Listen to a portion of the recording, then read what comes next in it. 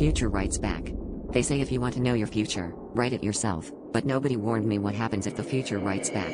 When my therapist suggested I write letters to my future self, it sounded harmless, even a little therapeutic. So, every night, I scribbled my hopes and anxieties into a notebook, stashing the letters in a locked desk drawer. 2 weeks in, I started finding replies tucked between the pages, replies in my own handwriting, but with details about events that hadn't happened yet.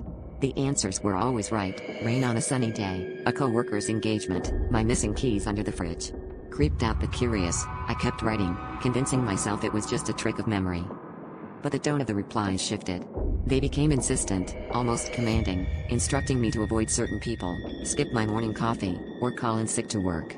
One letter ended with, "Trust me, you don't want to be there tomorrow." That day, a fire broke out in my office building. The timing was too precise to be a coincidence. I started feeling watched, as if some version of me I couldn't see was always just a step ahead, pulling strings. I stopped sleeping, obsessed with catching my future self in the act. Last night, desperate for answers, I wrote a final note. Who are you? How do you know what will happen? I left it on my kitchen table, determined to stay awake and catch whoever was leaving the replies. At 3:14 a.m., I heard the sound of pen scratching paper in the dark. My heart hammered as I crept toward the kitchen, phone camera ready, only to find the room empty, except for my notebook, newly opened, a fresh reply waiting for me. The message was short: "You finally asked the right question. Look behind you." I spun around, but there was no one there.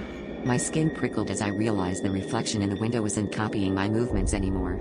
It just stood there, smiling, pen in hand, waiting for me to write back.